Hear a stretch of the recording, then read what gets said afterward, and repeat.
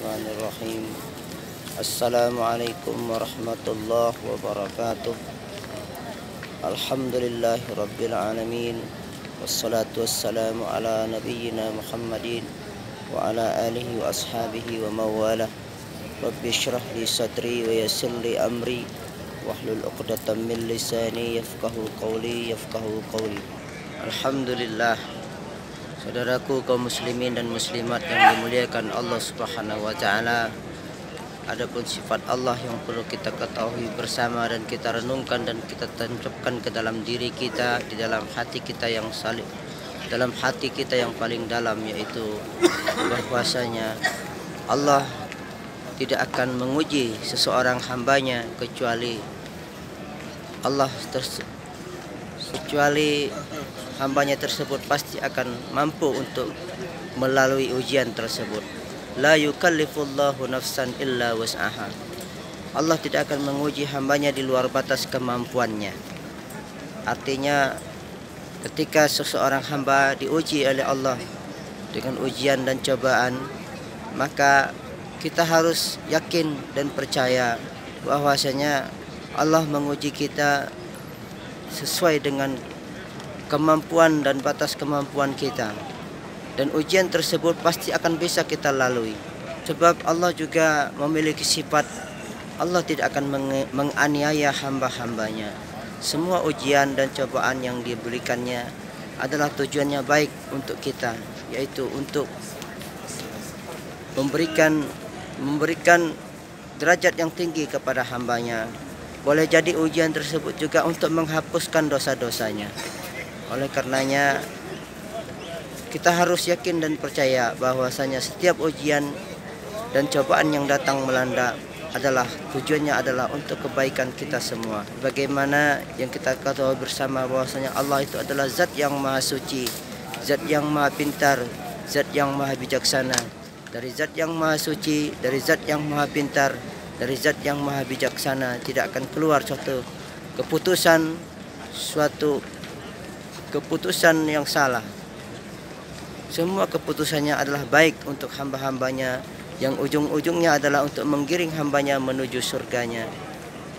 Adapun ujian yang terberat diberikan seorang hamba oleh Allah Subhanahu wa taala kepada hambanya adalah berupa harta dan kekayaan. Banyak sekali orang ketika diberikan harta, dia tidak lulus akan ujian Allah. Dia justru menjadi bakhil dan bahkan ada yang menjadi sombong. Oleh karenanya berhati-hatilah kita ketika kita diberikan ujian Allah berupa harta, kekayaan, jabatan yang tinggi, yang semuanya itu bisa saja ujung-ujungnya akan membuat kita terlena dan lupa akan ketaatan kita kepada Allah Subhanahu wa taala.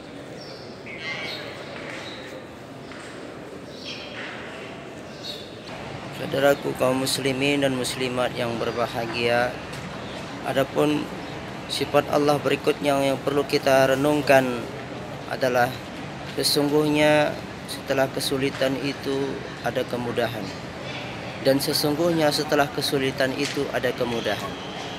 Artinya setiap kesulitan yang menimpa kita pada hakikatnya tidak selamanya itu sulit. Pada suatu saat akan ada kemudahan yang menanti. Dan itu adalah janji Allah Subhanahu wa taala di dunia ini bagi orang-orang yang bersungguh-sungguh dan berusaha sesuai dengan aturan main yang ditetapkan Allah Subhanahu wa taala. Ketika dia mengalami kesulitan demi kesulitan dan dia yakin dan optimis bahwasanya suatu saat dia akan mendapatkan kemudahan demi kemudahan, selama dia mau berusaha dan terus berusaha dan tidak melakukan hal-hal yang diharamkan oleh Allah Subhanahu wa taala. Sebagaimana firman Allah Subhanahu wa taala, a'udzubillahi minasyaitonirrajim, fa inna ma'al usri yusra, inna ma'al usri yusra. Sesungguhnya setelah kesulitan itu ada kemudahan, dan ingatlah sesungguhnya setelah kesulitan itu di sana ada kemudahan menanti. Saudaraku kaum muslimin dan muslimat yang dimuliakan Allah, artinya tidak ada jalan buntu dalam Islam. Islam itu adalah agama yang selalu memberikan jalan keluar di setiap segala permasalahan. Tidak ada istilah jalan buntu. Selama kita masih terus berusaha dan terus berusaha, sesungguhnya di sana akan ada kemudahan demi kemudahan yang menanti. Di dalam Islam tidak ada istilah kesulitan terus-menerus. Suatu saat kita akan menemukan yang namanya jalan keluar selama kita berusaha dan tidak melanggar semua aturan yang ditetapkan oleh Allah Subhanahu wa taala. Fa inna ma'al usri yusra, inna ma'al usri yusra. Sesungguhnya setelah kesulitan itu di sana ada kemudahan. Dan 2 kali Allah mengulangi, sesungguhnya setelah kesulitan itu ingatlah di sana pasti akan ada kemudahan yang menanti. Saudaraku kaum muslimin dan muslimat yang dimuliakan Allah. Oleh karenanya jangan sampai kita meniru gayanya orang kafir yang selalu apabila mereka ditimpa musibah dan masalah dan mereka mengalami kesulitan, mereka mencari jalan pintas dengan cara bunuh diri. Dan ini adalah tidak diajarkan dalam Islam. Dalam Islam kita dituntut untuk terus berusaha, dan Allah telah berjanji selama kita berusaha semaksimal mungkin dan mengikuti aturan-aturan yang telah ditetapkan Allah, selalu taat melaksanakan perintahnya. Salah satunya adalah melaksanakan sholat 5 waktu. Insya Allah pasti akan ada jalan keluarnya setiap permasalahan yang kita alami di dunia ini. Dan Allah sudah berjanji di dalam Al-Quran, Allah sekali-kali tidak akan ingkar akan janjinya. Sesungguhnya setelah kesulitan di sana ada kemudahan. Ingatlah, sesungguhnya setelah kesulitan di sana ada kemudahan yang menanti. Inna ma'al usri yusra, fa inna ma'al usri yusra.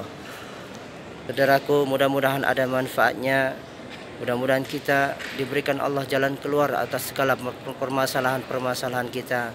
Sesungguhnya Islam adalah agama yang memberikan solusi, dan sesungguhnya Allah memiliki sifat yang sangat mulia yang harus kita yakini bahwasanya Allah sekali-kali tidak akan ingkar janji. Dan Allah telah berjanji bahwasanya setiap kesulitan itu, apabila kita mengalami kesulitan demi kesulitan, di sana Allah akan memberikan kemudahan demi kemudahan selama kita bersabar dan terus berusaha dan terus berusaha. Saudaraku, demikianlah, mudah-mudahan ada manfaatnya. Subhanakallahumma wa bihamdika asyhadu an la ilaha illa anta astaghfiruka wa atubu ilaik. Wassalamualaikum warahmatullahi wabarakatuh.